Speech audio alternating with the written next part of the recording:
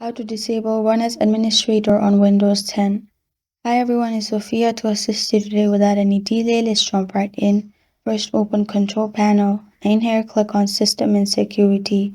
After clicking on System and Security, you'll find this kind of screen pop up.